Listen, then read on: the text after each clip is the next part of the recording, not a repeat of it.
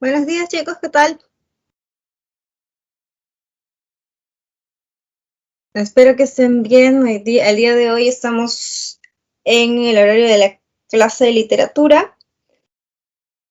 Nos corresponden los temas de la semana 8. Ya rápidamente estamos terminando el ciclo. Y vamos a continuar con literatura peruana. Buenos días con todos.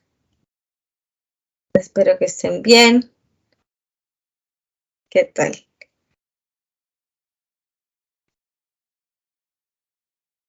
Estamos a comienzo de semana, pero ya les decía la penúltima semana, entonces vamos a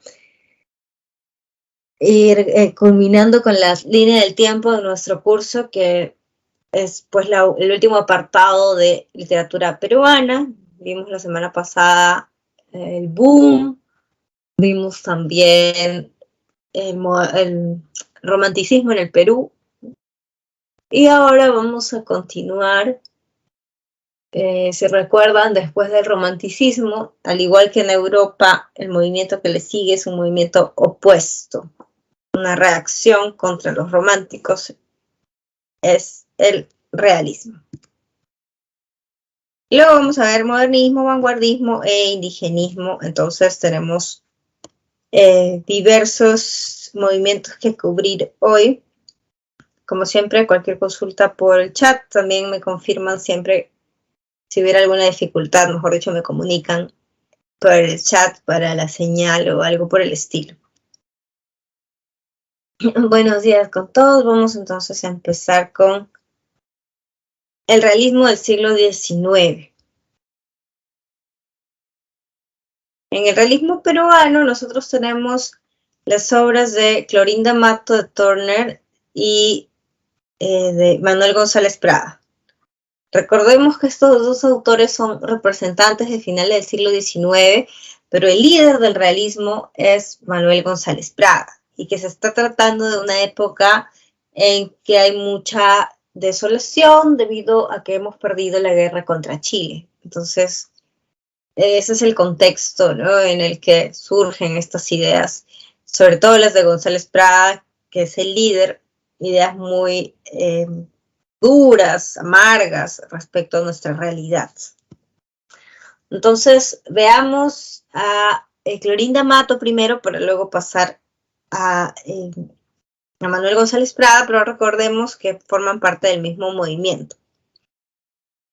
Clorinda Mato de Turner era una mujer letrada, lo que era pues algo propio de las mujeres de la alta sociedad, de ciertos recursos, de ciertos privilegios no económicos, y aún así no todas las mujeres accedían a la educación, pero ella sí confiaba mucho y creía mucho en la importancia del progreso mediante el conocimiento y la educación. Esa es una de las ideas que trae el positivismo, y el positivismo es el modo de pensar, la filosofía que hay detrás pues de este movimiento también realista, ¿no?, que creen mucho en la razón, en el conocimiento y en la educación. Ahora, ella va a vivir temporadas en el Cusco, de una familia adinerada. Su familia tenía haciendas, grandes territorios, que además eran pues lugares prósperos en donde había mucha servidumbre, y los siervos eran indígenas. Entonces ella ve los maltratos a los indios, las injusticias, los diferentes pues maltratos físicos y hasta injusticias económicas que van a sufrir. Y buena parte de su producción trata entonces de la reivindicación del indio, y por ello se le considera precursora del indigenismo. En general, en sus novelas y escritos hay esta mirada en torno a la reivindicación de las personas más desvalidas o más débiles, o aquellas de las que más se aprovecha la sociedad. Entonces, junto con el indio también está la figura de la mujer, que también pues sufre discriminación y maltrato, y que no tiene igualdad de condiciones, sobre todo en la educación. Por eso es que también ella, siendo mujer, defiende esas ideas o esos ideales.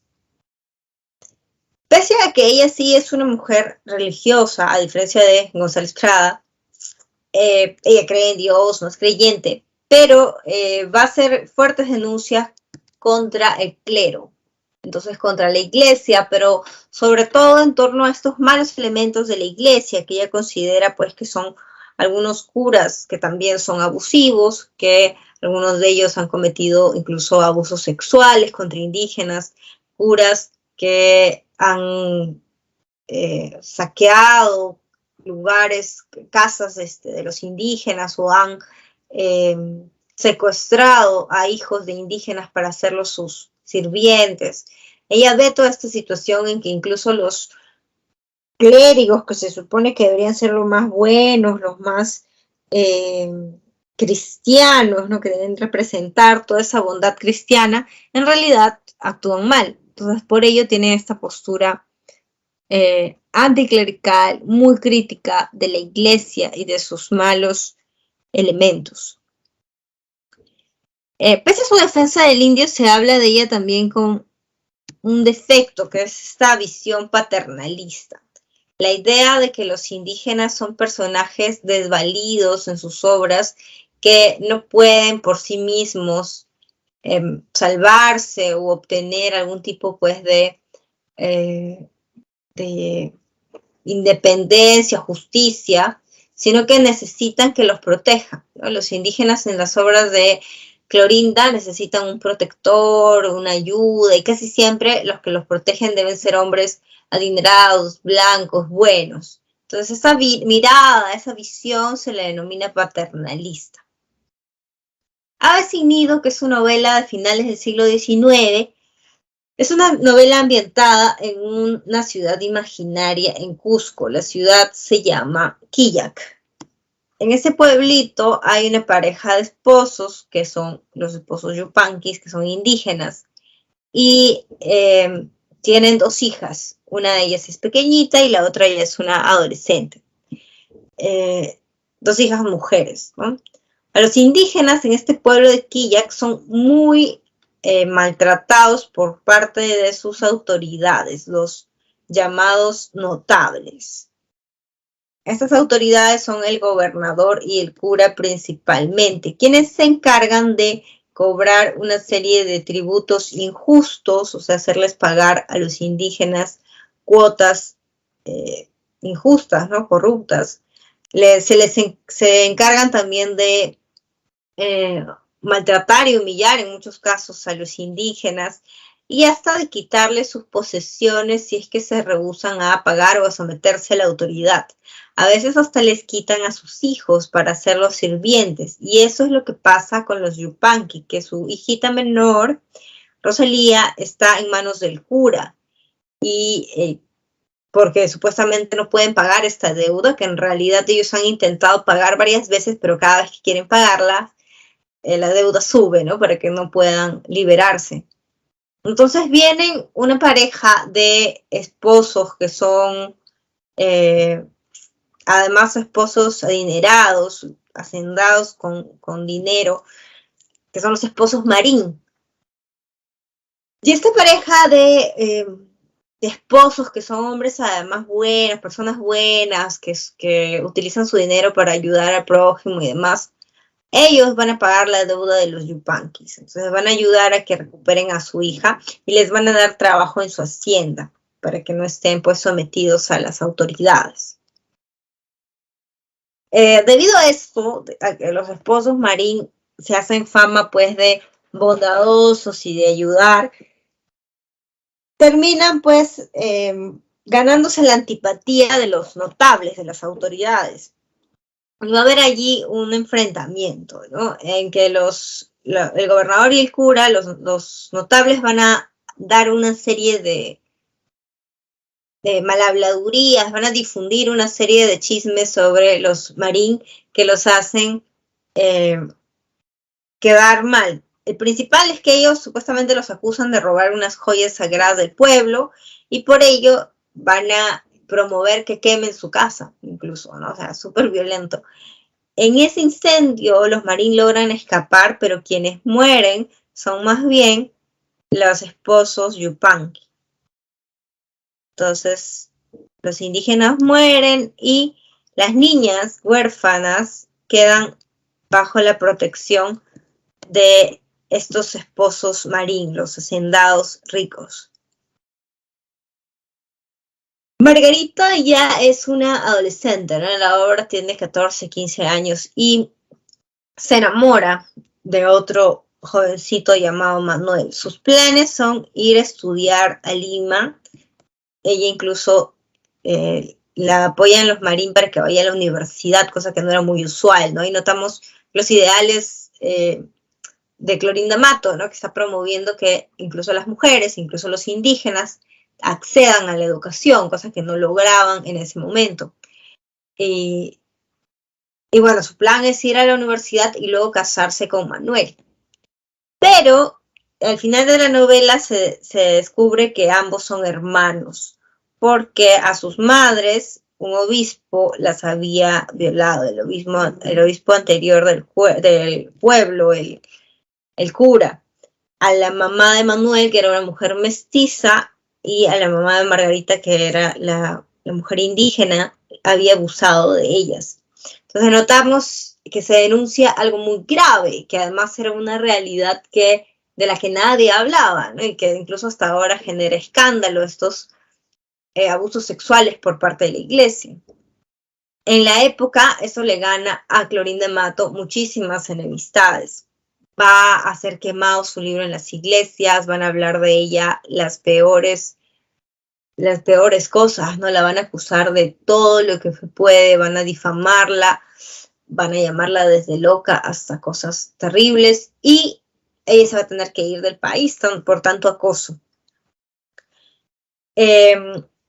La novela, entonces, es una primera muestra de este indio huérfano, de ahí el nombre de Avecinidos, ¿no? Que no tiene protección y que vive bajo el dominio y la humillación de las mismas autoridades que deberían protegerlo. Ahora, esta idea de que se necesita a alguien protector, que además sea bondadoso, proviene de parte de los Marín, especialmente de Lucía Marín, de la mujer, que va a ser la que más acoja y más defienda a los indios. A ello habíamos mencionado, le decíamos, la visión paternalista, porque los indígenas necesitan protección, no pueden salir adelante por sí solos, sino que en estas novelas van a requerir que siempre alguien interceda por ellos. En ese sentido, los temas, ¿no? que estamos viendo de la injusticia, de la violencia, que aparecen, están muy vinculados a este abuso y maltrato de las autoridades. Y por tanto, la necesidad de que haya solidaridad con los indígenas y de que haya, como habíamos mencionado, este proteccionismo, este paternalismo hacia ellos. Otro tema importante que también ya mencionamos es la crítica al clero. Saber sin nido es una novela del siglo XIX que además se considera un antecedente del indigenismo. Todavía no es propiamente pues una novela indigenista porque Clorinda Mato no tiene esa cercanía con el mundo indígena, porque tiene esta mirada paternalista que la aleja, ¿no? del indigenismo, pero sí ya muestra una realidad que es cruel y que es injusta. El otro representante del realismo, recordemos que estamos en el siglo XIX y realismo en el Perú, el representante que además es su líder principal es Manuel González Prada. Manuel González Prada escribe esta serie de ensayos llamados Páginas Libres en 1894. Y es una obra de ensayo social y político. Habla mucho, critica mucho la sociedad peruana y sus gobernantes, sus congresistas, sus jueces, básicamente todas las entidades de poder que hay en nuestro país. Recordemos que el ensayo es un tipo de creación que no es ficticia, a diferencia de la novela o el cuento, ¿no? Que sí hay invención de historias. Aquí no, aquí se trata de reflexiones y exposición de ideas. Y algunas de sus ideas principales es que se debe renovar la forma de pensar. A ello le llamamos la renovación ideológica. Incluye dentro de estas reflexiones al indígena y defiende su lugar como parte central dentro de esta nación peruana, y por esa defensa del indígena también se le considera un precursor del indigenismo. Por otro lado, y es tal vez poco leída su obra de poesía, pero tiene una obra de poesía muy diferente al ensayo. El ensayo es muy agresivo, muy duro, muy crítico, pero su poesía es muy dulce, muy esteticista, muy elegante. Y esas son características que son un antecedente del modernismo en el Perú.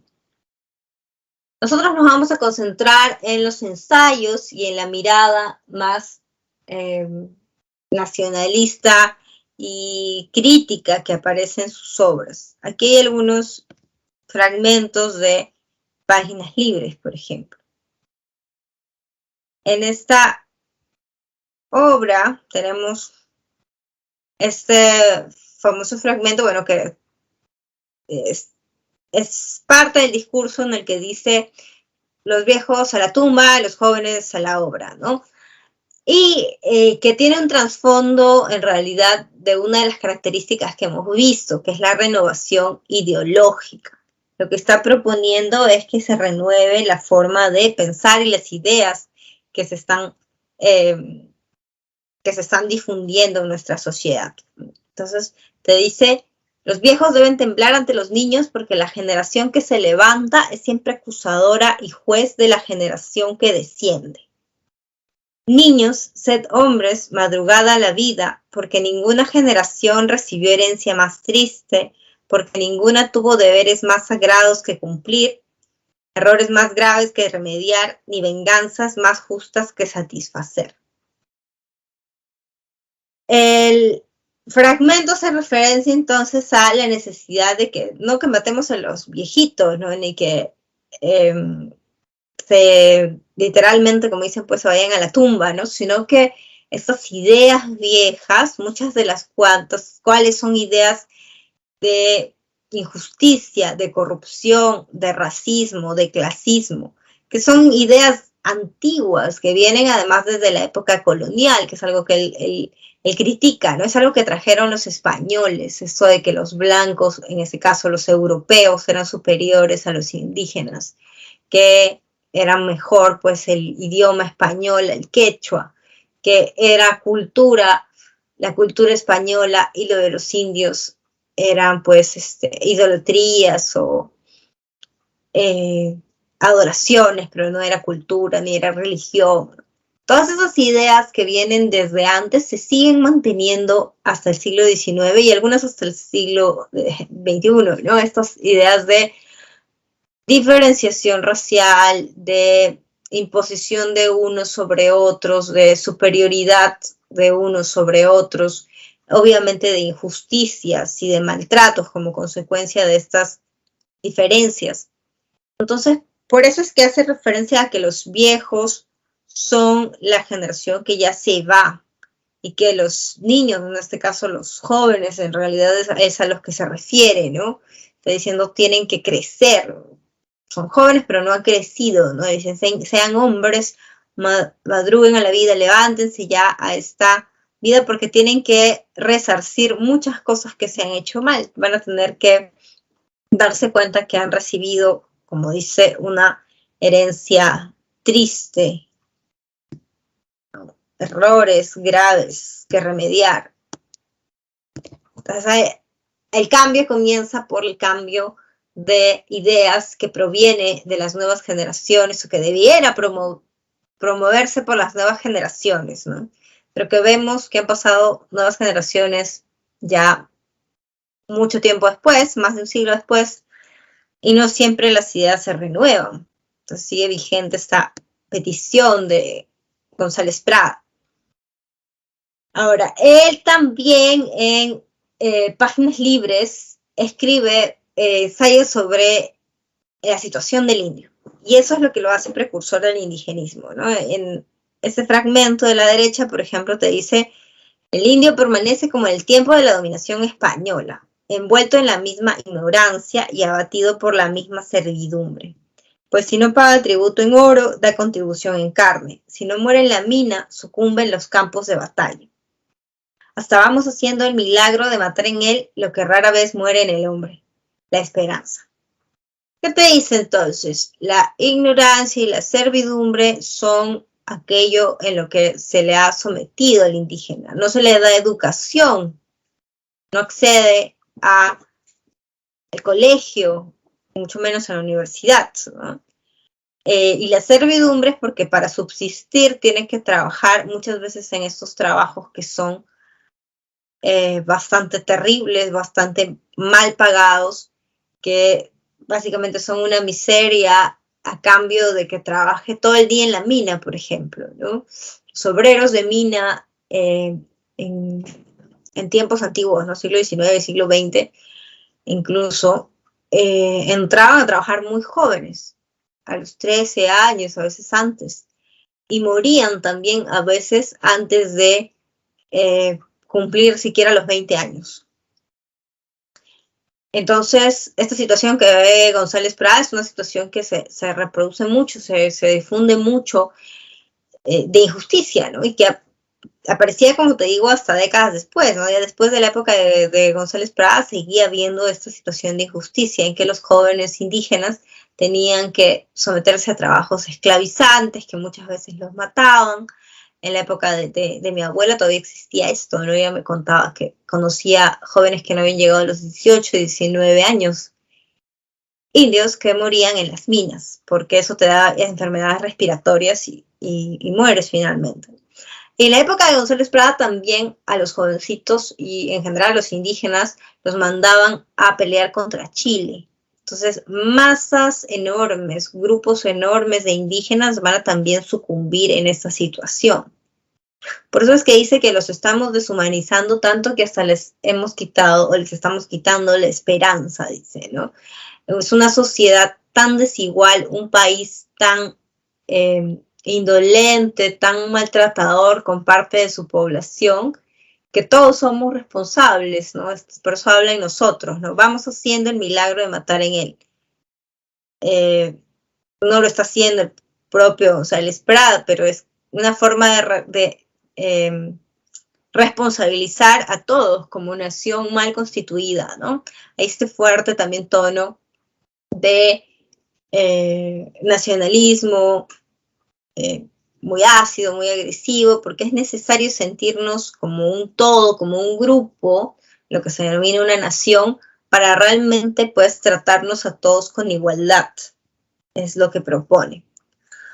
Entonces, algunos de los temas importantes, como hemos visto, ¿no? Los viejos van a descender, los jóvenes son los de las nuevas ideas, hay esta noción de renovación política, social, ideológica del país. La renovación se logra en gran medida mediante la educación, para que así ya no haya mayor ignorancia en buena parte de la población, que tengan acceso a educación, que conozcan sus derechos, que no tengan por qué ser sometidos a la servidumbre o a trabajos terribles, ¿no? También te decía, hay un tono nacionalista, pero que a veces es pues muy duro, ¿no? Te dice, el Perú es un organismo enfermo, donde pones el dedo, brota la pus. Hay esta noción de una nación mal constituida que debemos de alguna manera replantear o mejorar. Hay una fuerte crítica y un fuerte rechazo a la colonia de allí, según González Prada, provienen muchos de nuestros defectos, de nuestras taras como sociedad. Porque en la colonia es que surgen, como te decía, todas estas desigualdades y prejuicios raciales, de que algunas razas son superiores a otras y algunas ideas que mantienen las injusticias en nuestro país. Y también, por eso también es precursor del indigenismo, él dice que el indio, pues, pese a que es parte del país, no está realmente integrado, ¿no? Solo nos acordamos de él para mandarlo a la guerra, para mandarlo a hacer trabajos forzados. Cuando los indígenas se quieren rebelar, incluso, él cuenta que en algunos pueblos del interior del país, como en Puno, han habido revueltas, ¿no? Porque nadie quiere vivir en esas condiciones. No es que simplemente aceptan ser explotados y maltratados, pero muchos de ellos,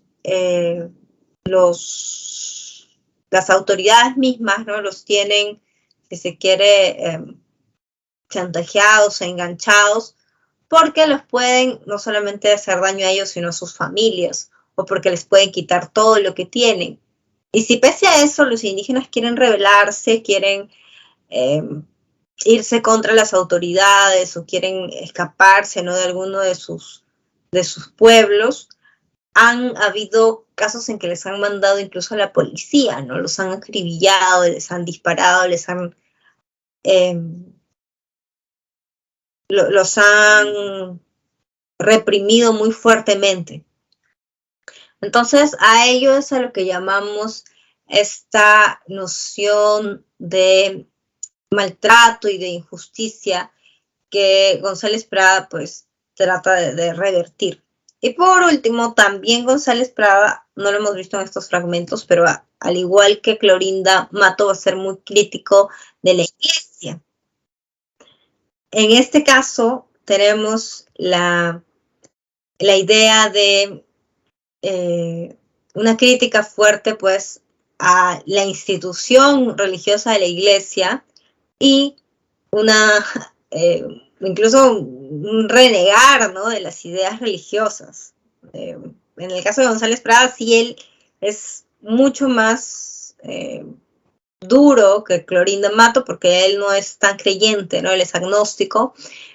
Y eso es en particular, además, bastante curioso, porque su familia era muy devota de la religión, su mamá era beata, ¿no?, de las que van casi siempre a misa, se conocía a todos los curas, encima de la alta sociedad, porque González Prada venía de una procedencia alta, de clase alta. Pese a todo, se va contra la clase alta, se va contra los curas, contra la iglesia. Entonces es un discurso bastante renovador y bastante de dejar atrás muchas ideas que venían de la colonia. Luego tenemos el modernismo en el Perú.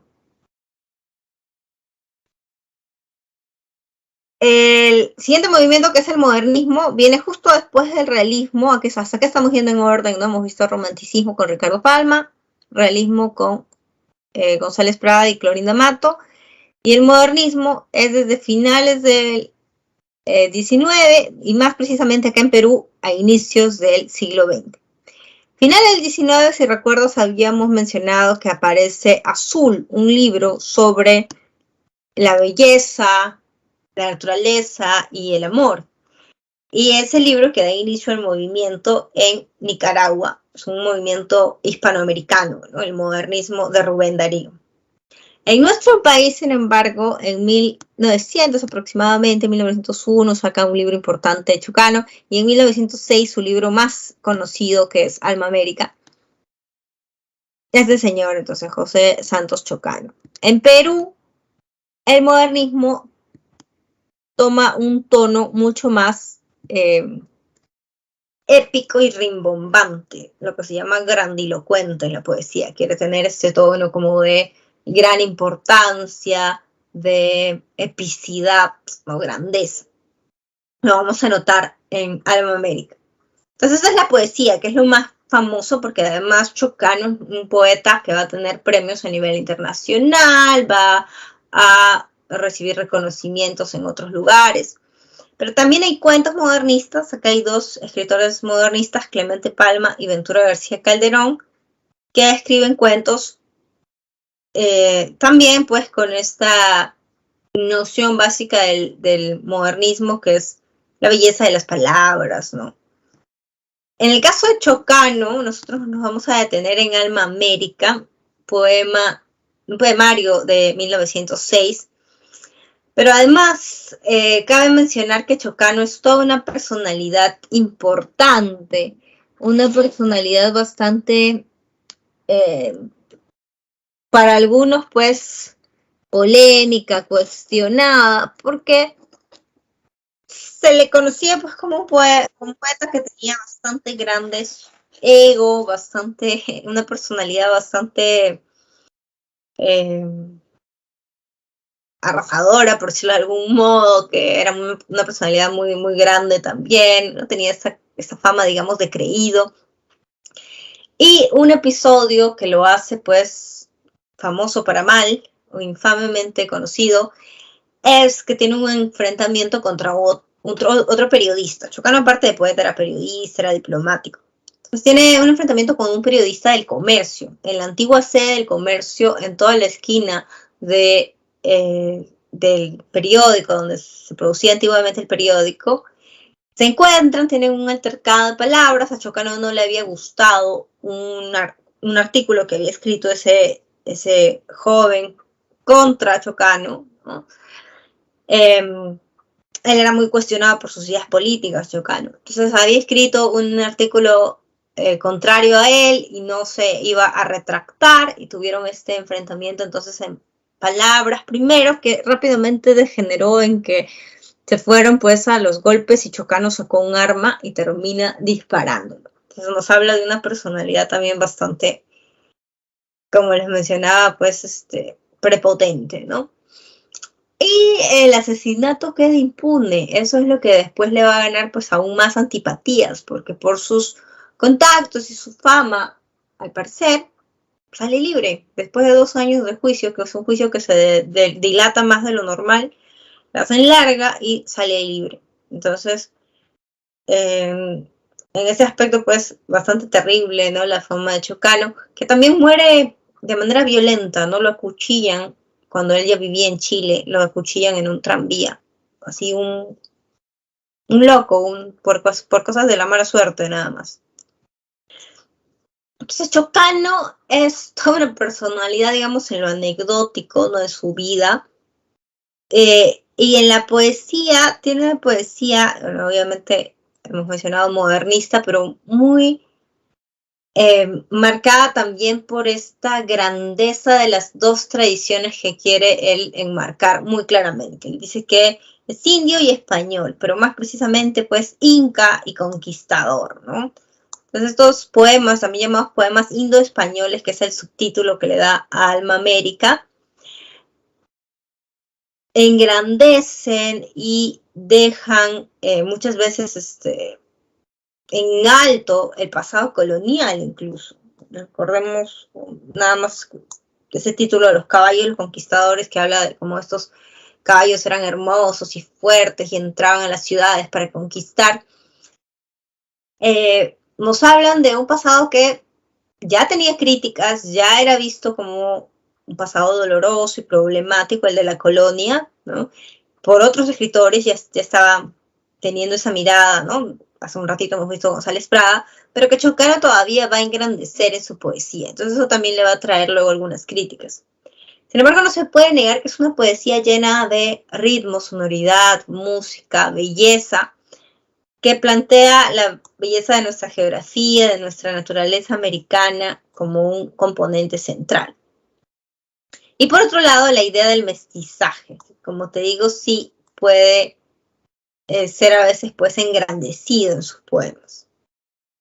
En primer lugar, hablando de la naturaleza y la geografía, tenemos un poema como La Magnolia. La Magnolia es una planta y una flor, la flor que crece de esa planta también se llama magnolia, que es una flor blanca, que además es de tierras americanas. Entonces, habla de esta atmósfera cargada pues de belleza, de exuberancia, de gracia, en la que crece esta flor, que además porque es blanca, la asemeja a muchas cosas. El poema es un soneto, acá solo está un fragmentito para no leer todas sus comparaciones, porque te dice que es como el algodón, como la nieve, como una paloma hermosa, como la nube, hasta la compara pues con perlas, ¿no? Con diferentes cosas. Este es el inicio del soneto. En el bosque de aromas y de músicas lleno, la magnolia florece delicada y ligera, cual vellón que en las zarpas enredado estuviera, o cual copo de espuma sobre el lago sereno. Entonces notamos allí lo que les mencionaba de la belleza y la exuberancia del paisaje, en este caso el bosque, lleno de aromas, lleno de música, donde crece esta flor delicada y blanca que parece espuma sobre el agua. Entonces esta poesía modernista peruana está además siendo muy explicativa, ¿no? Muy clara de respecto a lo que trata, respecto a lo que explica. Este es un aspecto importante o un punto importante porque luego vamos a ver un poco después, apenas pues unos años después, que la poesía vanguardista se aleja mucho del modernismo. La poesía vanguardista no es fácil de comprender, no te habla de cosas tan evidentes o tan bonitas como una flor, ¿no? Y toma otros caminos. Entonces, el modernismo en Perú, digamos, el de Chocano, ¿no? Es muy diferente a los poetas que vienen después. El otro tema, que era el mestizaje, se ve en varios poemas, pero el más conocido de ellos es el que habla de un emblema, un escudo, un blasón, es este escudo de armas. ¿Qué pones en un escudo para que te represente? Aquello que simboliza tu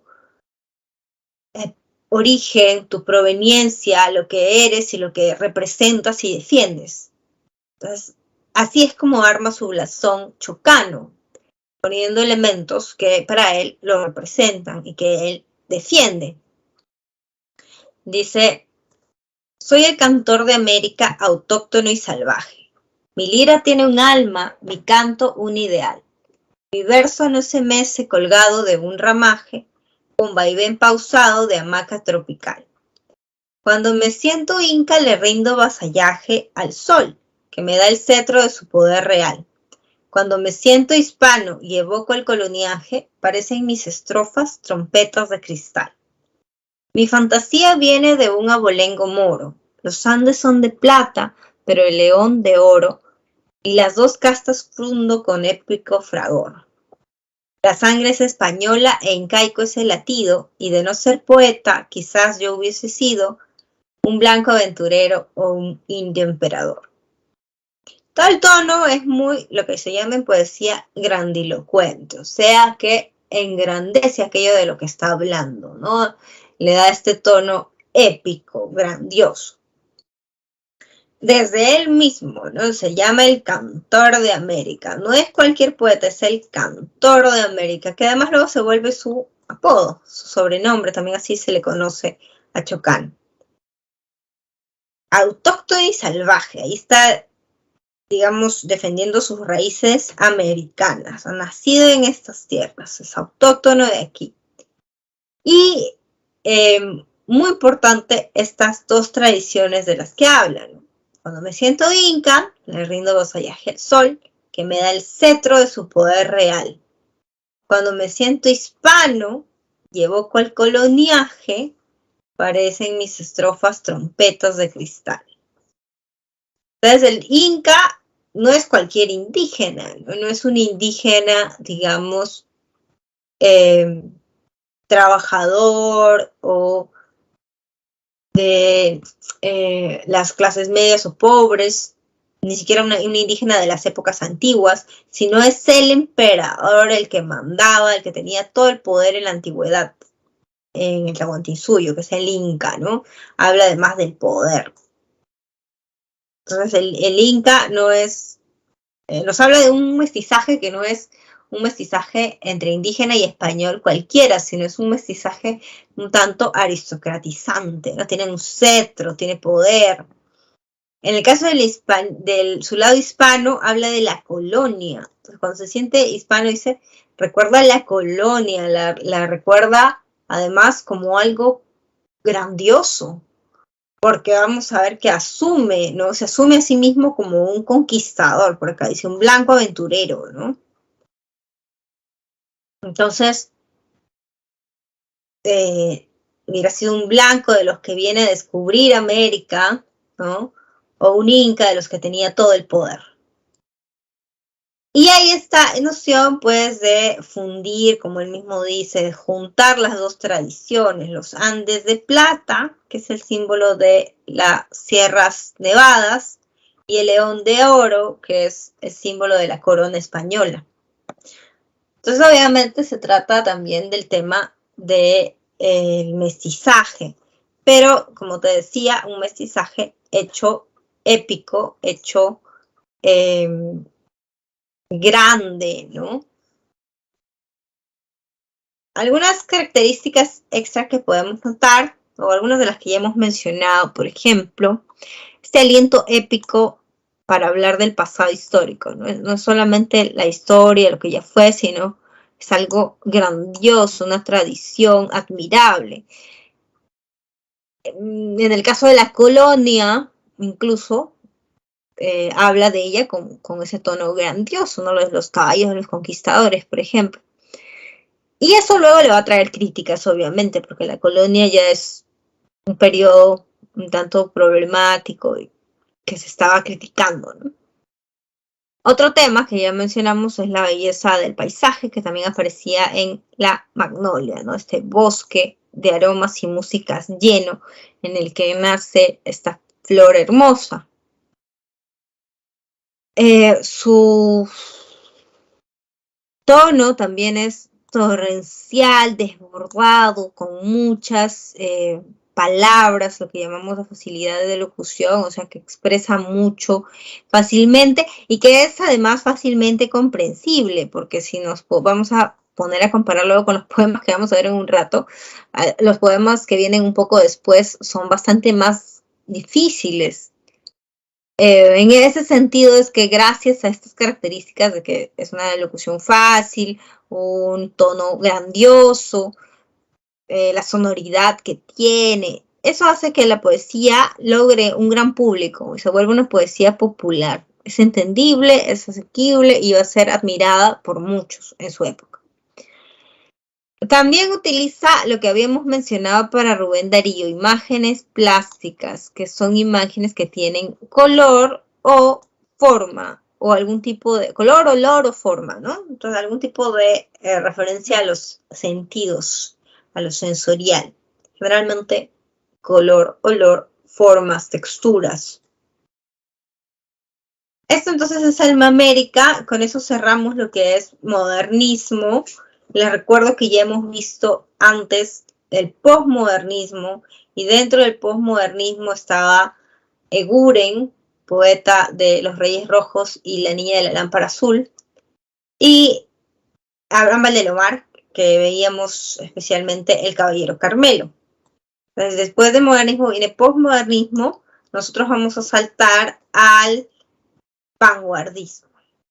Ya como una poesía moderna que viene después de el posmodernismo, después de Eguren y Valdelomar, aparecen los escritores más renovadores, más también a veces complejos o difíciles, que son los escritores de la vanguardia. El vanguardismo está caracterizado por ser rebelde e iconoclasta. Eso significa, pues, la actitud iconoclasta que se va en contra de la tradición, que se va en contra de lo anterior. Buena parte de lo que es el vanguardismo es justamente esta crítica a la tradición, este cuestionamiento y rechazo a el arte anterior. El vanguardismo, ya les había mencionado esto, es un movimiento de entreguerras. Después de la Primera Guerra Mundial y antes de la Segunda, aparecen todos estos sismos de vanguardia que básicamente lo que proponen son nuevas formas de hacer arte, ya sea inclinándose a la tecnología o al subconsciente o a lo ilógico, a lo irracional, etcétera, etcétera. En el vanguardismo tenemos un alejamiento, sobre todo de la tradición inmediatamente anterior, que era el realismo. Las ideas de racionalidad, objetividad, lógica, que se manejaban en el siglo XIX, especialmente en el realismo, se van a tirar por la borda, se van a dejar de lado. Se alejan de este realismo del siglo XIX, se alejan de esta mirada, pues, muy ordenada y lógica. Y más bien su poesía juega mucho, experimenta con formas novedosas y a veces, por decirlo así, novedosas y fuera de lo común en cuanto al vocabulario que se utiliza, el léxico, y en cuanto a cómo se hacen o se estructuran las oraciones, que es lo sintáctico. O sea, en el fondo todo esto tiene que ver con un juego con el lenguaje, ¿no? Se está buscando nuevas formas de usar, de expresar mediante el lenguaje. La modernización del lenguaje es entonces un punto central para entender a poetas como César Vallejo en su etapa de Trilce, que es el poemario vanguardista, el libro vanguardista. Estas características que estamos viendo, de que te alejas pues de lo racional a veces, de lo lógico, de las palabras conocidas, inventas nuevas palabras, pones palabras muy difíciles o muy arcaicas o inventadas, o que utilizas oraciones que no tienen sentido, que no tienen un sentido claro, que no tienen una lógica clara, eso, el orden sintáctico no se observa. Todo ello lo que hace es básicamente generar lo que se denomina también como una poesía hermética o de difícil comprensión, que no es fácil de leer y entender, mucho menos a una primera lectura. A veces tienes que leerlo varias veces o tienes que leer todo el libro para que te des cuenta más o menos de qué trata. En este caso, tenemos un par de fragmentos de Trilce de Vallejo para hacernos a la idea de todas estas experimentaciones. Pensemos en el primero, que te dice 999 calorías, rum, trap, rachas, serpentínica U del bizcochero, debe ser aquí. Serpentínica U del bizcochero enjirafada al tímpano. El tipo de escritura, ¿no? El tipo de... ese es el inicio del poema, además.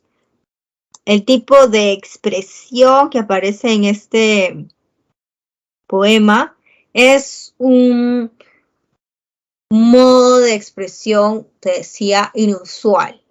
Sonidos que hacen referencia, pues, al ruido. En el poema, pues, tiene que ver con una especie de triciclo, viejo, carcochita, ¿no?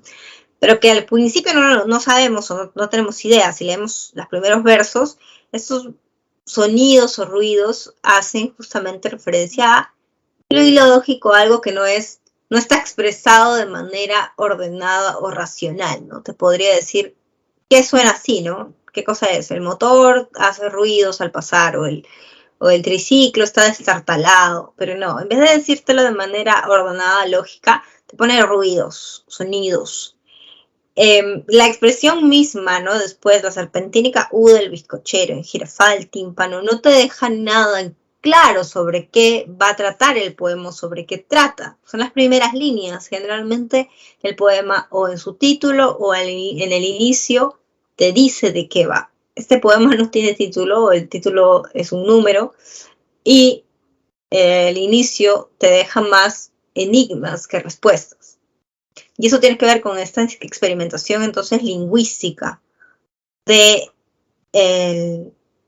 las construcciones del léxico, ¿no? Las palabras que se utilizan. Eso se hace más evidente en el segundo ejemplo. Te dice que se llama cuanto eriza nos. Se llama lo mismo que padece nombre, nombre, nombre, nombre. Algo que podemos notar aquí es que hay dos palabras que no existen. Eriza con H no existe. Existe eriza sin H, pero con H no existe. Y lo mismo con mayúscula y junto. También es una construcción léxica inusual. Está jugando aquí más con el léxico, ¿no? Las repeticiones, digamos que no son, entre comillas, correctas o necesarias, ¿no? Es un juego léxico. Es un juego, perdón, ahí sintáctico, ¿no? Que repite algo, pone más elementos a la oración de las que serían necesarios. La mayúscula aquí también, ¿no? Porque pone una E al final en mayúscula. Y toda esta necesidad de quebrar con lo que tú esperas. Como lector, tú te esperas palabras que conoces, te esperas que te diga de qué va, que te quede claro de qué trata el poema. Hasta que escriba las palabras normal, ¿no? Pero le pone una mayúscula al final como para desconcertarte esta E. Entonces, eso hace que los poemas vanguardistas tengan otra orientación, otra, digamos, lógica o falta de lógica para muchos.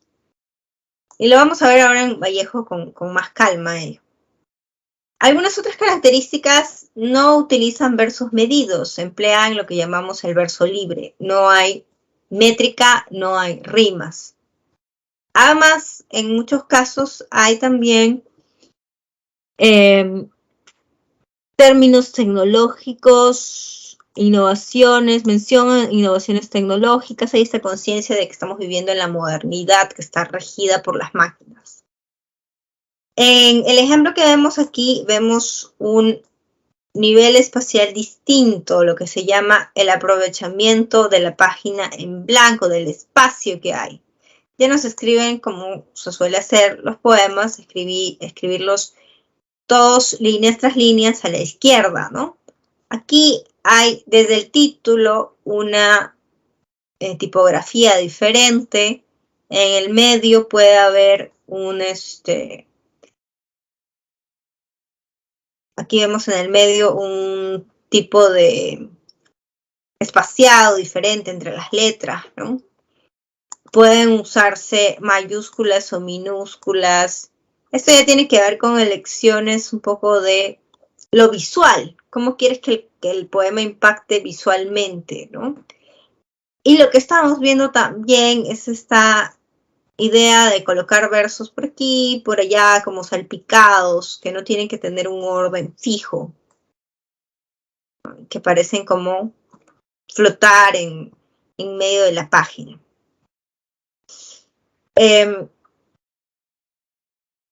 Además, muchas de estas imágenes, por lo mismo que te decía que se iban en contra del realismo, se van en contra de lo racional, del mundo racional, objetivo, y representan imágenes oníricas, lúdicas o propias del mundo inconsciente.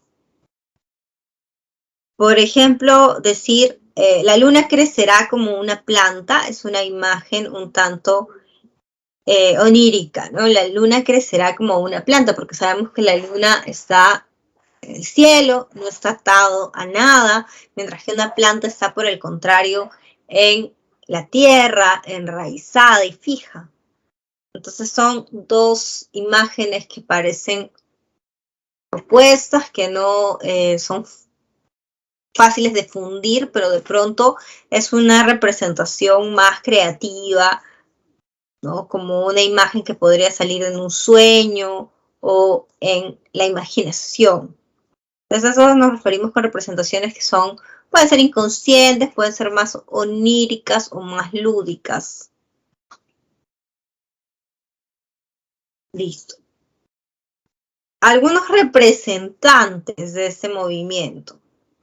El último poema que estábamos viendo, ¿no? Este de aquí, es un conjunto de poemas que todos son así como cuadraditos y con juegos en cuanto a lo visual, en cuanto a cómo está escrito. Es un libro de poemas de un escritor puneño, Carlos Oquendo de Amat. Escribe su libro a los 19 años, además, este libro, Los 5 metros de poemas. El resto de escritores son escritores muy marcados por la tendencia surrealista, como César Moro y Westphalen. Son escritores que están muy marcados por imágenes surrealistas, oníricas, fuera de lo común. Adam también, en mayor o menor medida. Y el escritor que más destaca, que sabemos que es pues el máximo representante de la vanguardia, admirado aquí y en muchos otros países, es César Vallejo. Entonces nosotros vamos a entrar en más detalle respecto a Vallejo con Trilce y Poemas Humanos. Sin embargo, hay que recordar que tiene 3 periodos en su poesía. El periodo de su juventud es el llamado de influencia modernista. Vallejo no es exactamente o no es propiamente modernista, no calza exactamente dentro de ese movimiento, pero en su juventud tiene varios poemas que lo vinculan, ¿no?, a esa belleza, elegancia de las palabras. El más famoso libro de este momento es el que leemos o nos suelen hacer leer, al menos en parte, en el colegio, ¿no?, Los Heraldos Negros.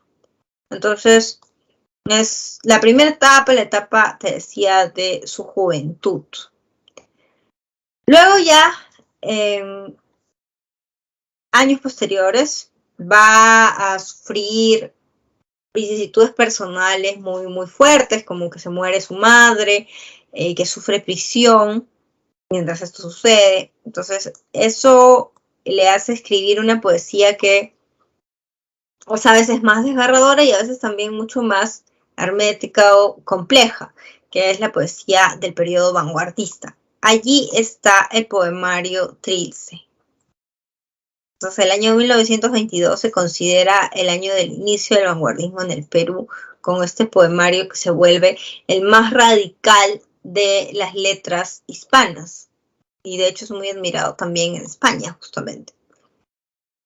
Luego viene el tercer momento o periodo, después de haber estado viviendo en Europa. Vallejo va a estar muy fuertemente empapado por ideas políticas, sobre todo de carácter izquierdista y marxista, pero en general con estas ideas de solidaridad y justicia en torno a los más desvalidos. Y esas ideas las plasma en 2 libros. El primero es España, aparta de mí este cáliz, y el segundo es Poemas Humanos. Entonces, a continuación vamos a ver estas 2 etapas, la etapa vanguardista y la etapa de compromiso político. Nos vamos a detener en estas 2. Ya. Primero, entonces hablemos de Trilce. Trilce es un poemario bastante, les mencionaba, radical, ¿no? ¿Qué significa ello? Que cambia de raíz la idea que teníamos de la poesía. Hace una serie de experimentos y juegos, cambios al uso del lenguaje. A ello le llamamos la experimentación lingüística. Dentro de esta experimentación destacan 2 aspectos. El léxico que usa, que también habíamos mencionado que es típico de la vanguardia en general, y la sintaxis que se ve alterada o quebrada. Entonces, las oraciones no son plasmadas de manera tradicional, con el orden tradicional. Y las palabras que utiliza tampoco son tradicionales, utilizan muchas palabras que son inventadas, o son arcaísmos, o son palabras tecnológicas, son palabras que él está incorporando recién. Tampoco respeta la ortografía. Entonces, ¿qué tenemos si tenemos un lenguaje que no respeta el léxico, no respeta la sintaxis, no respeta la ortografía, es un nuevo intento de expresión, es un nuevo intento de usar nuevas formas de lenguaje. Uno de los temas muy relevantes para este periodo va a ser el tema de la cárcel. César Vallejo va a sufrir cárcel durante varios meses injustamente, en una cárcel además diminuta y que él describe pues como muy deprimente y escatológica, ¿no? Que siempre andaba sucio el lugar donde se daban los desechos. Y además por algo, pues que por una fechoría que él no cometió, ¿no? Entonces, esta etapa de la cárcel muy solitaria, muy terrible, muy desgarradora, que además es muy incierta porque él no sabe si lo van a poder sacar. No tiene los medios incluso, ¿no? Para su defensa y demás. Felizmente con la ayuda de amigos se logra, pues, se logra salir de la cárcel, pero algo que también pasa y que es terrible en este periodo es que muere la madre. Entonces ese es otro de los temas. La ausencia de la figura materna, que era una figura muy dulce, era el lugar del refugio, y que ahora pues eso lo sumerge en la noción de la soledad y la tristeza más fuertemente. Los poemas de Trilce no tienen título, y ese es un aspecto también en el que no nos dan una pista, ¿no? Muchos poemas nos pueden dar una pista de qué tratan con el título, pero ese no es el caso de Trilce. Encima, estos poemas de Trilce suelen ser, como te decía, bastante herméticos o difíciles de entender. Y muchas veces utilizan lo que también te mencionaba, oraciones o palabras que son indescifrables y que por ello tenemos que analizar e interpretar. Esa era otra característica del siglo XX, ¿no? El lector era más activo. Entonces, si vemos este poema de Trilce sobre el paso del tiempo, que además tenemos que contextualizarlo para entender, tratar de entenderlo, tenemos que contextualizarlo, que son poemas que se escriben en la cárcel, ¿no? Entonces hay una reflexión sobre el paso del tiempo, el aburrimiento, la repetición de los días, cada día más angustiante y terrible que el anterior, que pasan y pasan encerrados.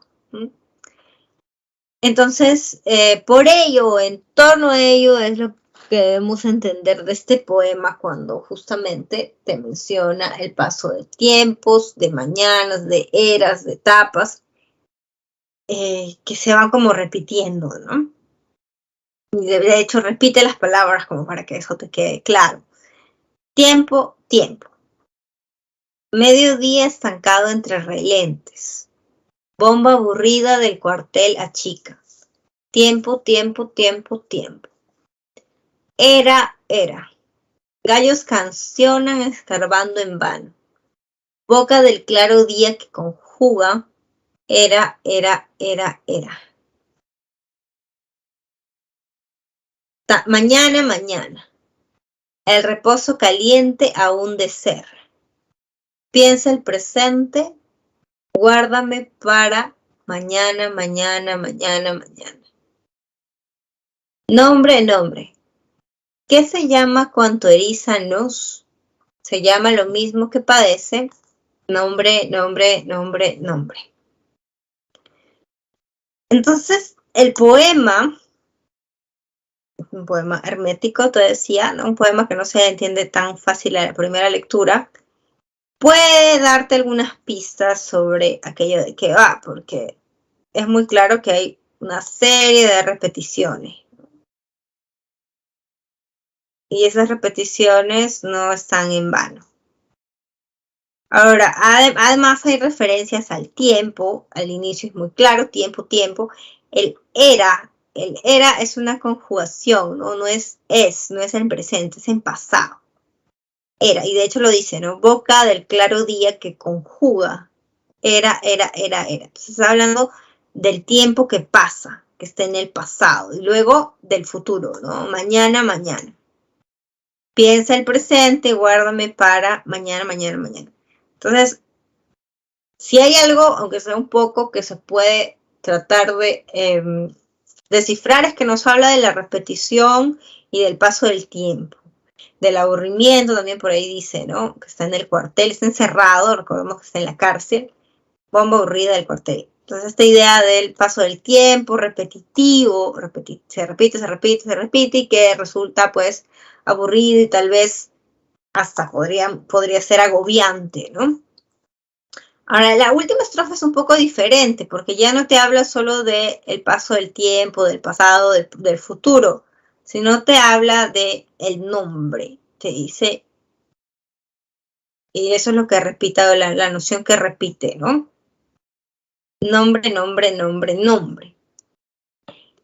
Y eso cambia un poco entonces respecto a lo anterior que te hablaba de otro aspecto. El nombre aquí, además, está acompañado del uso de algunas palabras, ¿cómo decirlo? De algunos neologismos, palabras inventadas, palabras que no existen en el diccionario. La palabra eriza. Erizar existe, pero sin H. Significa conmocionar, generar algún tipo de reacción. Se te eriza la piel, es que se te pone de punta los pelos, ¿no? Entonces, algo que te inquieta. Entonces, existe sin H, pero con H, más bien, se parece a la palabra herida, ¿no? Entonces, allí hay un juego con lo que llamamos el léxico. La palabra es una innovación léxica porque se está inventando su significado. Algo que nos eriza, ¿qué sería? Algo que nos hiere porque es herida y nos eriza en el sentido de que nos inquieta. Eso que nos conmociona y nos duele al mismo tiempo. ¿Cómo le decimos, no? ¿Qué se llama cuando eriza nos? No le dice cómo le decimos a lo que nos hiere y nos emociona, sino ¿qué se llama cuando eriza nos? Hay estos juegos de sintaxis de palabras. Y lo mismo que abajo hay otra palabra que tampoco existe, que es lo mismo junto con una mayúscula además al inicio, pero que casi podemos descifrar un poco más fácilmente, que proviene de lo mismo separado, ¿no? Lo mismo sin mayúscula y separado tendría sentido. Sin embargo, Vallejo lo ha puesto como mayúscula y todo como un nombre junto, ¿no? Se llama lo mismo. Hay entonces estos detalles del léxico, del vocabulario, las palabras que se usan, para reflexionar un poco en torno justamente eso, a las palabras, ¿no? No te dice de manera tan directa qué son las palabras o cómo le decimos, cómo nombramos aquello que nos hiere, que nos emociona, sino dice todo tiene un nombre, ¿no? Los nombres se repiten, nombre, nombre, nombre, nombre. Estás rodeado de nombres, ¿no? Tu computadora, le llamas computadora, tu puerta, le llamas puerta, a tu silla, le llamas silla, ¿no? Entonces, ¿pero qué le decimos o cómo denominamos a algo que nos eriza con H? Algo que nos hiere y emociona. Y de ahí va la cuestión de que siempre le llamamos del mismo nombre, ¿no? Se llama lo mismo siempre, y se llama puerta tu puerta, la de tu amigo, la de tu vecino, la de tu compañero de clase, pero no es la misma puerta, ¿no? El nombre se repite, pero no siempre es igual. Podemos encontrarle una diferencia, que es tal vez esa mayúscula que le pone, ¿no? Lo mismo. Es lo mismo, pero no le voy a decir lo mismo. No, lo voy a escribir de forma diferente. Entonces, lo mismo con todas las palabras, ¿no? La puerta es un ejemplo que te ponía muy evidente, ¿no? Pueden ser de colores diferentes, de tamaños diferentes, alturas diferentes, pero siempre se va a llamar igual, ¿no? Pero ¿y qué pasa con otras cosas? El dolor, el amor, la muerte, ¿no? Se llama igual también para ti y para alguien en la China o para alguien en Europa. El nombre, le dan el mismo nombre, ¿no? Muerte, en diferentes idiomas. Pero no es lo mismo, pues, ¿no? Hay esta idea de que las palabras no son suficientes. Porque como tú sufres la muerte o el dolor o el amor, no es lo mismo que tu amigo, tu vecino, tu conocido, tus papás o tus abuelos. Entonces las palabras es necesario variarlas, jugar con ellas, transformarlas, ver de qué manera nos sirven para expresar otras cosas, ¿no? No llamarlos de la misma manera, no escribirlas de la misma manera. Por ahí va un poco el juego que hace entonces Vallejo con este poema de Trilce, que además es un poema muy hermético. En principio no nos está diciendo nada de manera clara, ¿no? Un poema que se tiene que interpretar o descifrar. Y bueno, Vallejo es considerado por eso y muy admirado por eso a nivel internacional también, por una poesía que rompe con los límites de la palabra, ¿no? Que le busca nuevas fronteras, nuevos territorios a las palabras tradicionales.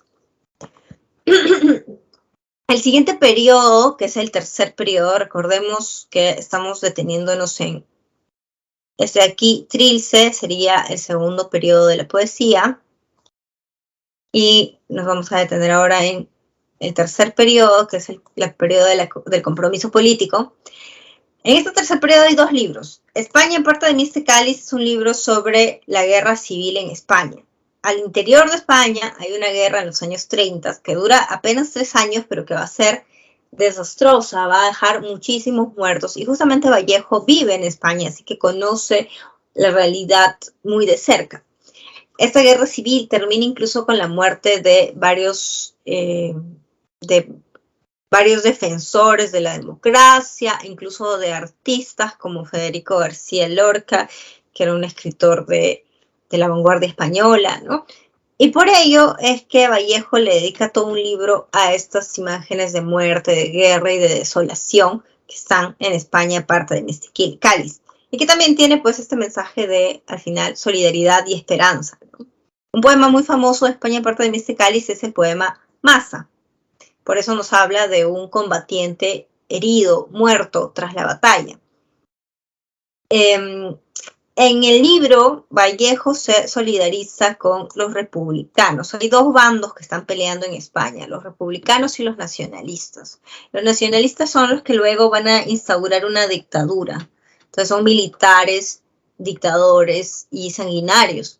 Mientras que los republicanos son aquellos que quieren instaurar la democracia, ¿no? Restaurar la democracia, y son los que pierden además la guerra. Entonces el destino de España es bastante sangriento por estos años, bastante violento también. Nosotros nos vamos a detener en poemas humanos. Es también del tercer periodo, recuerda que son 2 libros los que vemos de este tercer periodo, pero Poemas Humanos es un libro de poemas, digamos, ya no solo centrados obviamente en España, en ningún país en particular, sino que tienen temas mucho más universales. Temas que están influenciados también por las ideas de Vallejo, que son ideas de izquierda, ideas del marxismo, que están muy vinculados entonces con la política.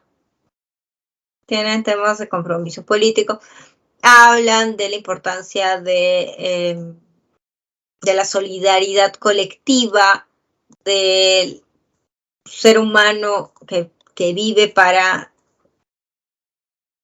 justamente pues solidarizarse y ayudarse los unos a los otros. También habla de la injusticia, la pobreza, el hambre, y un elemento recurrente es la presencia de imágenes corporales. Piernas, pechos, orejas, diferentes partes del cuerpo que pueden hacer referencia al trabajo o al dolor muchas veces. En cuanto a su estilo, en poemas humanos se utilizan mucho las oposiciones. De hecho, tiene un poema que es un ejemplo clarísimo de esto que se llama Yuntas, en el que cada línea es el opuesto de la anterior, ¿no? Habla de dualidades.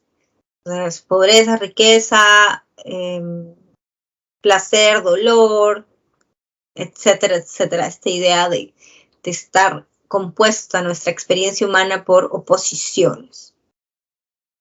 El lenguaje que va a usar en poemas humanos, ahorita vamos a ver un poema para que eso quede claro, es un lenguaje mucho más cotidiano, de la conversación, del día a día. E incluso si es poético, no va a llegar a ser pues difícil como era en Trilce, ¿no? Entonces el lenguaje ya no es hermético, incomprensible, como pasaba en varios poemas del periodo vanguardista. Y Vallejo utiliza exclamaciones y a veces pues esta especie de tono dialogante para dramatizar en la poesía. Entonces utiliza este ímpetu dramático. Este poema muy conocido de poemas humanos justamente tiene algunas de las características que señalábamos. Se llama Considerando en frío imparcialmente.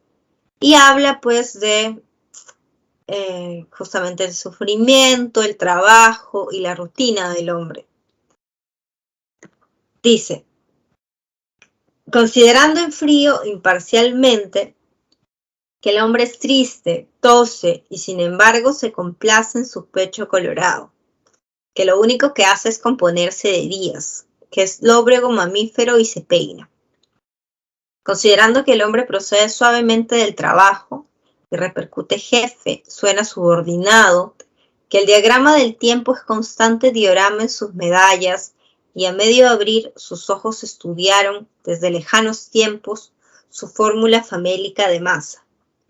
Comprendiendo sin esfuerzo que el hombre se queda, a veces, pensando, como queriendo llorar, y sujeto a tenderse como objeto, se hace buen carpintero, suda, mata y luego canta, almuerza, se abotona, considerando también que el hombre es en verdad un animal y no obstante al voltear me da con su tristeza en la cabeza, examinando en fin sus encontradas piezas, su retrete, su desesperación al terminar su día atroz, borrándolo, comprendiendo que él sabe que le quiero, que le odio con afecto y me es, en suma, indiferente, considerando sus documentos generales y mirando con lentes aquel certificado que prueba que nació muy pequeñito. Le hago una seña, viene y le doy un abrazo, emocionado. ¿Qué más da? Emocionado, emocionado. Algunos aspectos que te mencionaba, ¿no? La idea del hombre como un hombre sufriente, ¿no? Un hombre triste, tose. Además, un hombre que tiene justamente lo que mencionábamos también del cuerpo, esa idea de la tos y las imágenes corporales, el pecho colorado, ¿no? El hombre como un ser hecho, por lo menos en esta modernidad, para el trabajo, ¿no? Para una rutina, como dice, que al terminar su día atroz lo que quiere es borrarlo, ¿no? Un hombre que sufre hambre, ¿no? Famélica, su fórmula famélica de masa, ¿no? Su cuerpo famélico. Que suda, que mata, que canta, que almuerza. Todas estas ideas de la vida humana como una vida muy física, ¿no? Llena de sudor, sufrimiento, de hambre, etc. Pero también de sufrimiento, digamos, interno, emocional, ¿no? La tristeza, te mencioné por allí, la desesperación, te menciono por acá, ¿no? La noción que te mencionaba de los opuestos, aquí se ve en un pequeño fragmento, ¿no? Considerando, comprendiendo que él sabe que le quiero, que le odio con afecto, ¿no? Esa es una de esas oposiciones vallejianas que aparecen, ¿no? Le odio con afecto. Me aparecen mucho en diferentes poemas. Y el dramatismo, el tono dramático, ¿no? Que muchas veces está enfatizado por el uso de estas interjecciones. Entonces, la idea también del consuelo humano, ¿no? De la solidaridad o el consuelo entre los seres humanos, que como termina pues el poema con un abrazo, ¿no?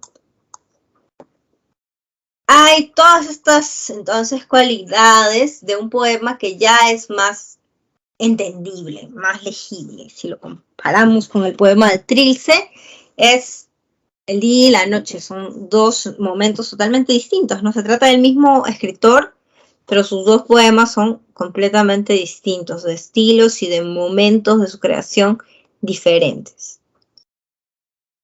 El libro entonces plantea la idea de la solidaridad como un eje central para sobrevivir esta modernidad. La modernidad no deja de ser deshumanizante, agobiante, a veces esclavizante, pero mediante la solidaridad entre los hombres se puede salir adelante esta idea. Hay una solidaridad también con respecto al pobre y al que sufre dolor. Incorpora, ya te había mencionado algunas imágenes corporales, en este poema tal vez no son tantas, se menciona por ahí el pecho colorado, ¿no? Del hombre que sufre, que trabaja, pero en otros poemas vamos a encontrar, te decía, pues, piernas, manos, hombros, y mención al cuerpo, a diferentes lugares del cuerpo, muchas veces como lugares de dolor o de tensión, y algunas otras como lugares de liberación, ¿no? Símbolos también de liberación. Algo que no se notó en este ejemplo, pero sí aparece también, es la mención a lo andino, a la sierra, ¿no? Él dice, sierra de mi Perú y Perú al pie del universo, Perú al pie del orbe, ¿no? Hay esta noción de ser parte de algo grande, pero tener raíces en lo andino, tener raíces en su pequeño pueblito, pues, en el que creció, ¿no? Entonces no se deja de lado esa mirada de tu origen, de tu raíz, como algo que debes resguardar y que debes, pues, llevar casi como emblema. Se lo menciona, como te digo, en poemas en poemas humanos se dice, ¿no? Sierra de mi Perú, Perú del mundo, Perú al pie del orbe. Yo me adhiero. Esta noción de unirse, enorgullecerse de esta tradición. Listo, con ello entonces tenemos cubierto lo que sería el el movimiento vanguardista, y ya solo nos quedaría hablar un poco brevemente de el indigenismo. El indigenismo, habíamos mencionado, tiene antecedentes desde el siglo XIX, ya habíamos visto a González Prada y Clorinda Mato como los dos representantes del realismo. Son antecedentes y no representantes porque no conocen de cerca al hombre andino. Saben de sus penas por noticias, por que tienen esta mirada a veces como Clorinda Mato, pues proteccionista, paternalista, pero no hay esa cercanía con las tradiciones indígenas.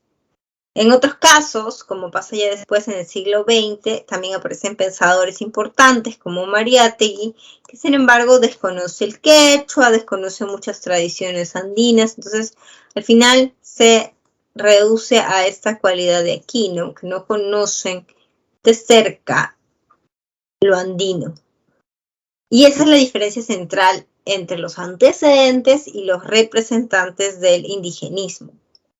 Los representantes que vamos a ver hoy día, que son Ciro Alegría y José María Arguedas, sí son personas que vivieron cerca a comunidades andinas, que conversaron e intercambiaron con los indígenas de pueblos, ¿no? En la sierra del país.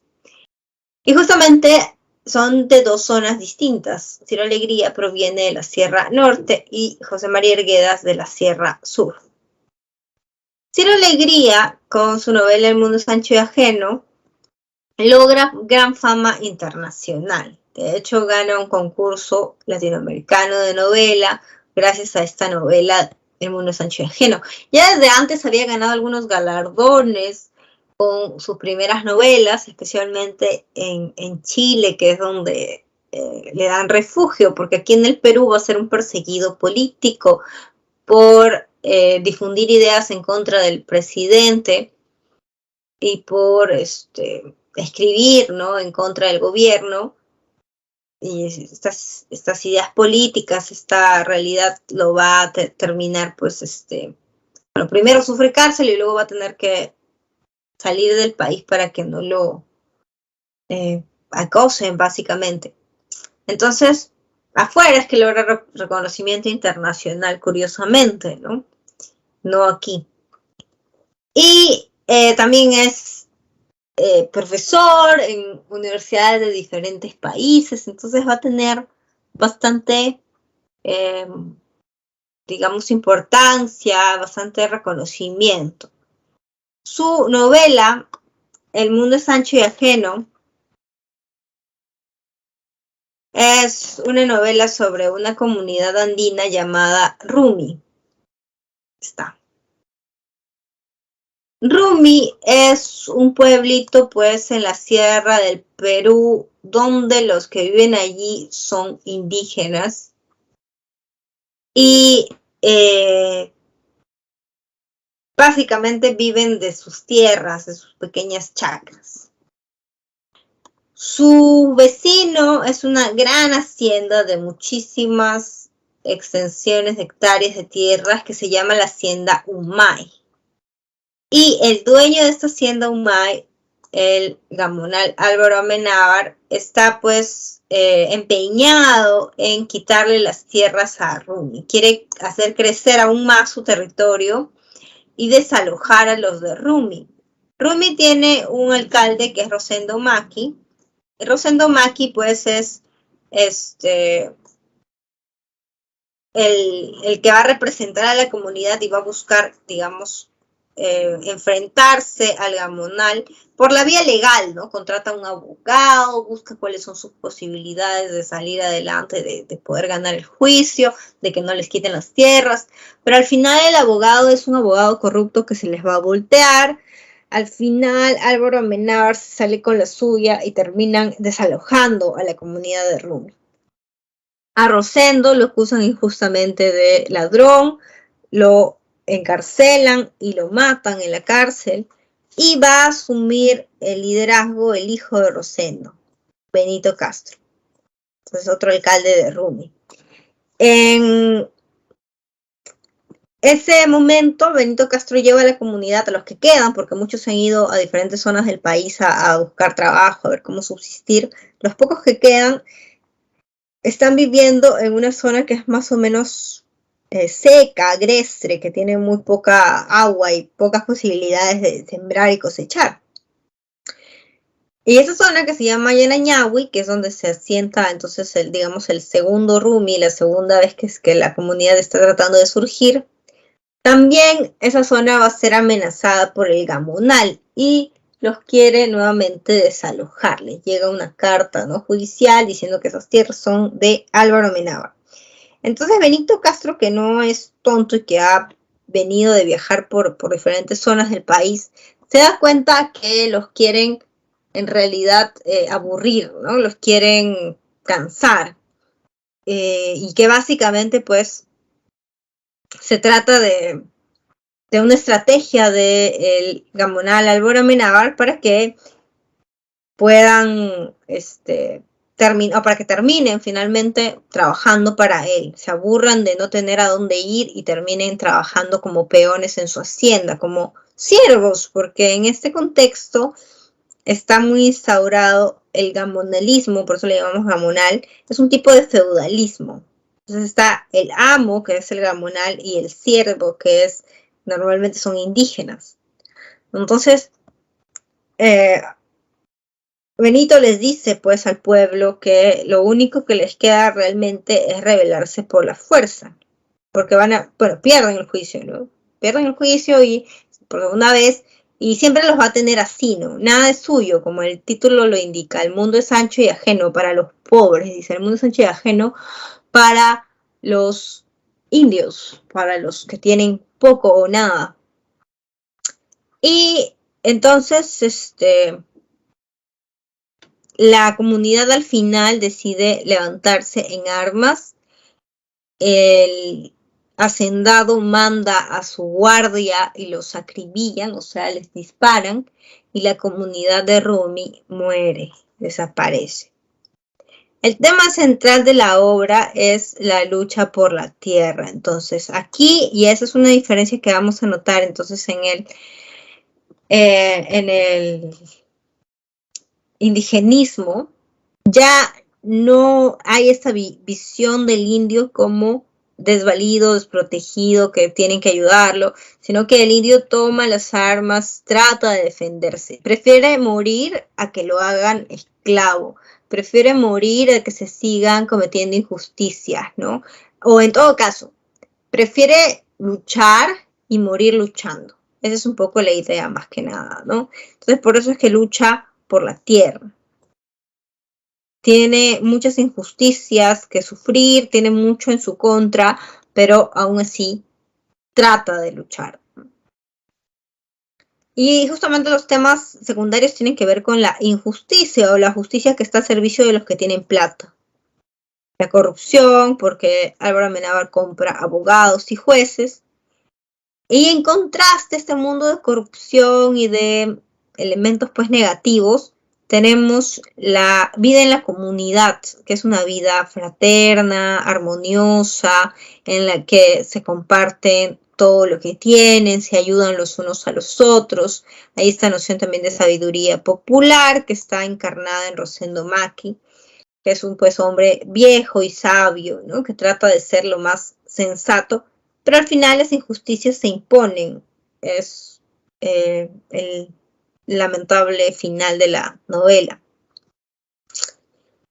Entonces, El mundo es ajeno es la primera novela que habla de los gamonales del norte del país. Está ambientado en la zona pues entre La Libertad, por allí, que es donde vivía Ciro Alegría, donde vivió su niñez, ¿no?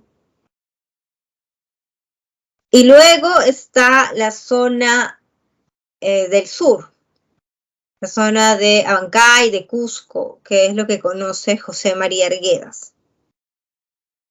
José María Arguedas es un escritor de cuentos, poemas y novelas basados en la cultura andina. Le interesa mucho esta cultura porque es parte de su origen propio. Él hablaba de muy chiquito el quechua, va a ser traductor de ese idioma, va a ser además investigador, no solamente del quechua, sino de los mitos andinos, de la música andina. Es un etnólogo que se dedica a la tradición cultural de este pueblo, ¿no? De los pueblos indígenas andinos.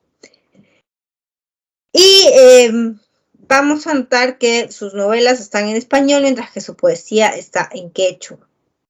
La novela que nos toca hablar hoy día es Los ríos profundos. Los ríos profundos son...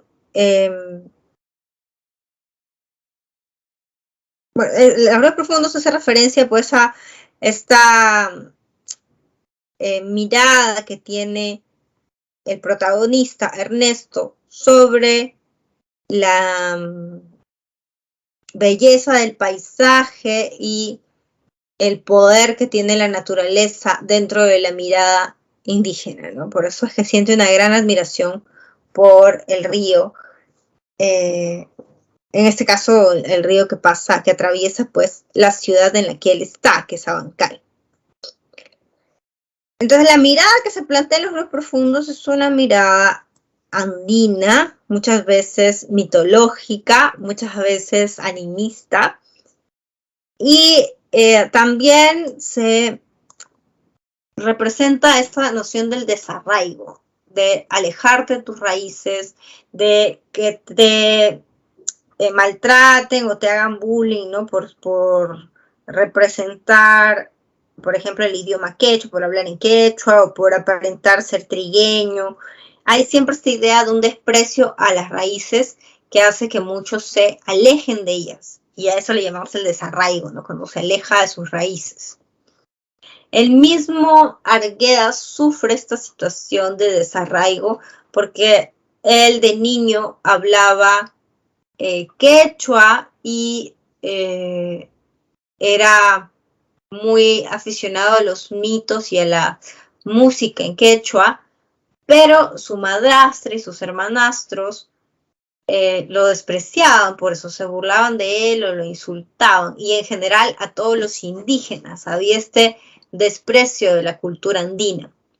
Entonces, se habla de un país que está dividido y de mucha gente que se siente pues en el limbo, ¿no? Porque no puede expresar libremente su cultura, su idioma o su música.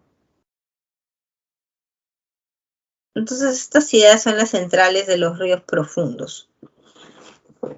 El libro, el argumento del libro, trata de un joven protagonista que tiene 14 años, Ernesto. En la novela a Ernesto se le dice mucho el niño Ernesto, ¿no? Tiene 14 años, pero tiene todavía una mirada bastante inocente sobre el mundo. Entonces Ernesto va a viajar por su padre por la sierra del país. Su padre es un abogado itinerante, viajante, que va así de pueblo en pueblo buscando trabajo.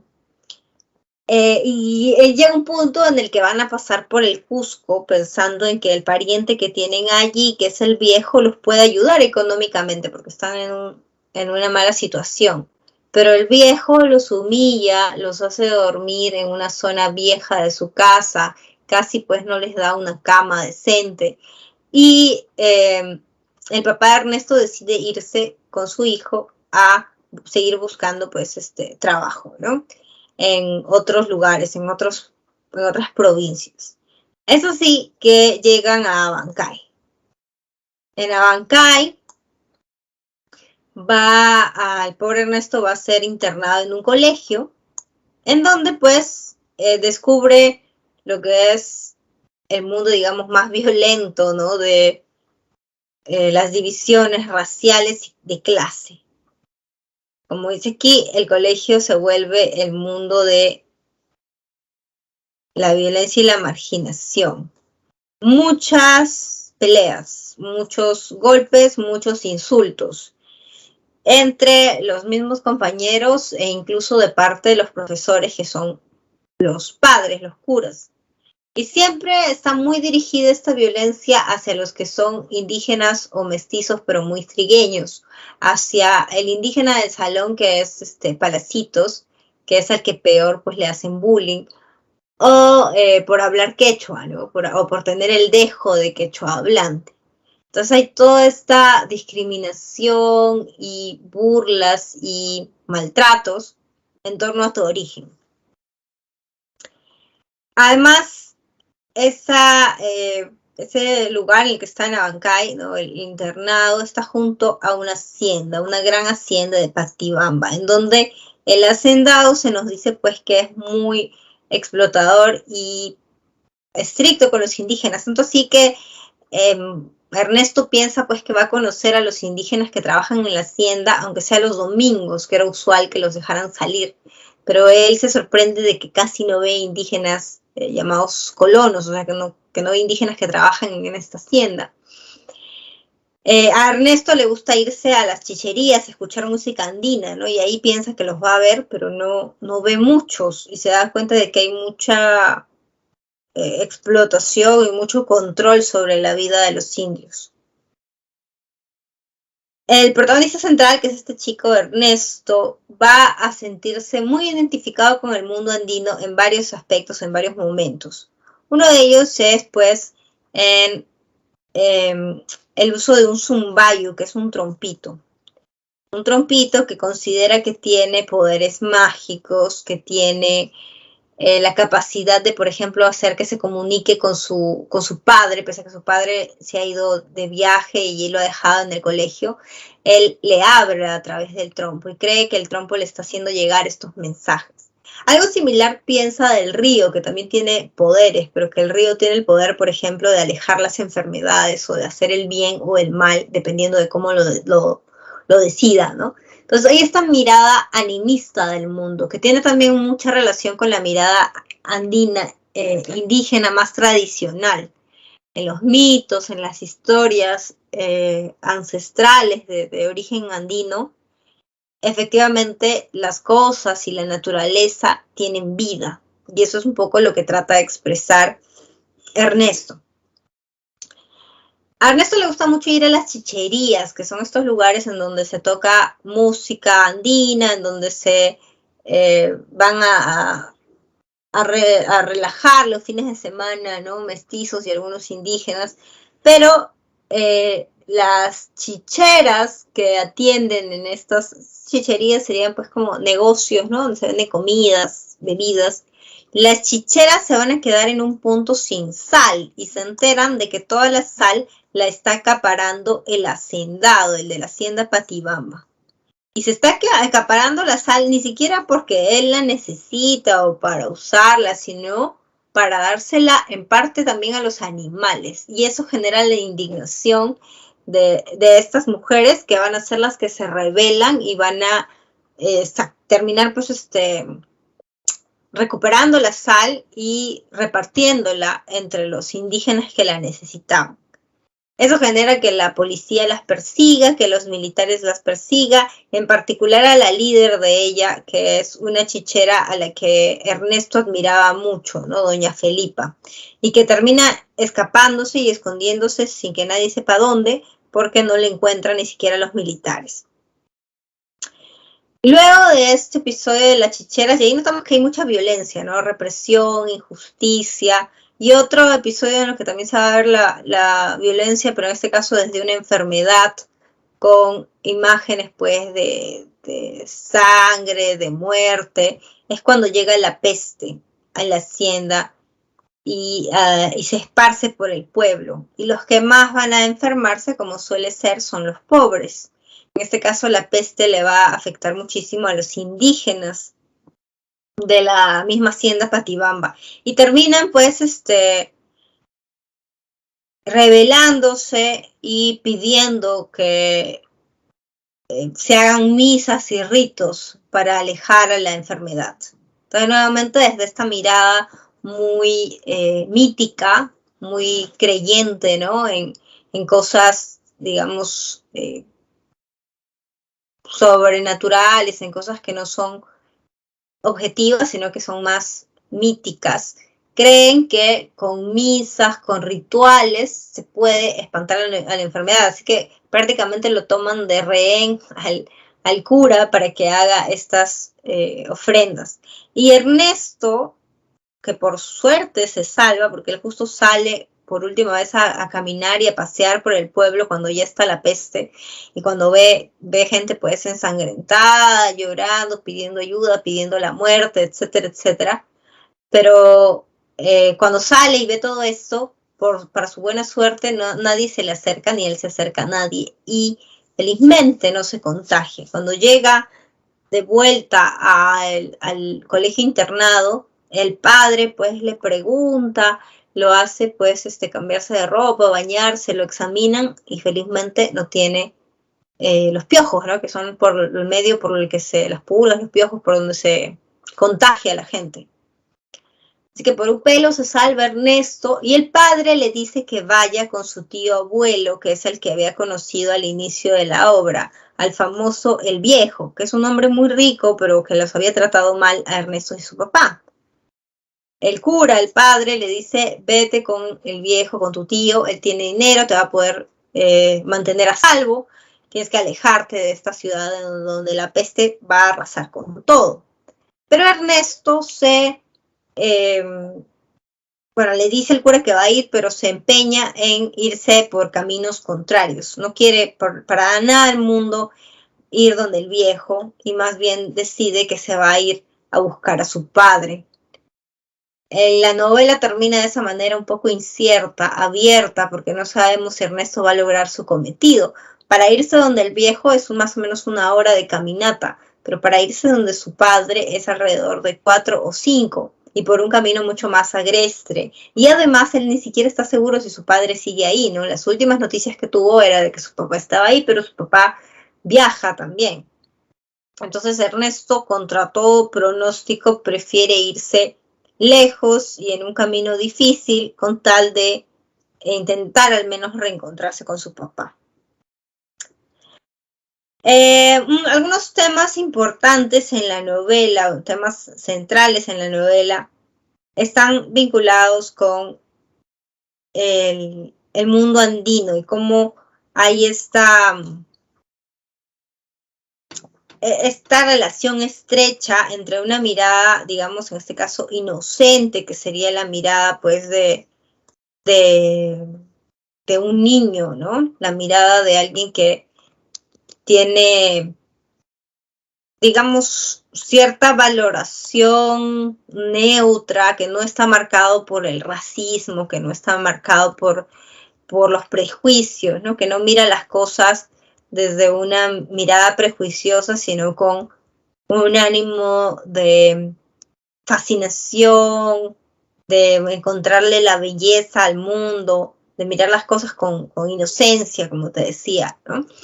Entonces, eso genera que el tema central justamente sea esta identificación con el mundo andino. Ernesto no es indígena, pero se siente mucho más a gusto con las tradiciones indígenas, con la música indígena, con las chicheras, con el arpista en la chichería, y en general se conmueve bastante con la situación que sufren los indígenas de maltrato y de abuso en estas haciendas y también en la casa de su tío, ¿no? En la casa de su tío él ve que a los indígenas los manejan a palazos, a insultos. Entonces, todo este clima de violencia racial, social, es en gran medida el clima de nuestra sociedad peruana, ¿no? Y hasta ahora podemos encontrar mucho de eso, tal vez trasladado a las redes sociales, pero muchos insultos de carácter racial que hablan de la condición económica de alguien, de lo mucho, lo poco que tienes, para insultar, para menospreciar, que hablan obviamente de los rasgos físicos, raciales específicamente, para segregar a un grupo respecto a otro. Entonces la violencia racial muy enmarcada en nuestra sociedad se ve incluso representada como habíamos visto en el colegio, ¿no? El colegio también, pese a que son todavía niños o jóvenes, ya tienen mucho de la marca del mundo.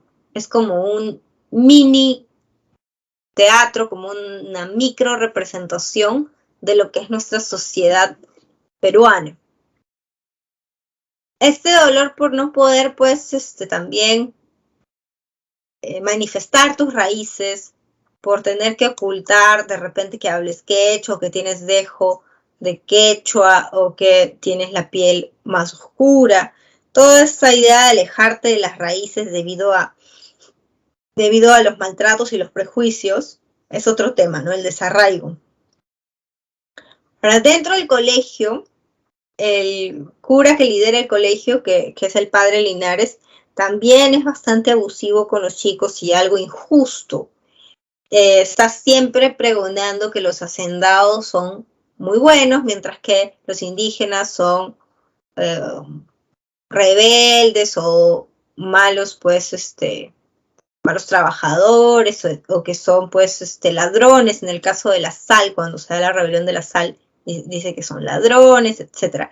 Entonces, la figura del padre Linares es una figura bastante opresiva y representa este tipo de educación que se hace mediante la imposición de ideas, ¿no? Ese sistema opresivo que no te deja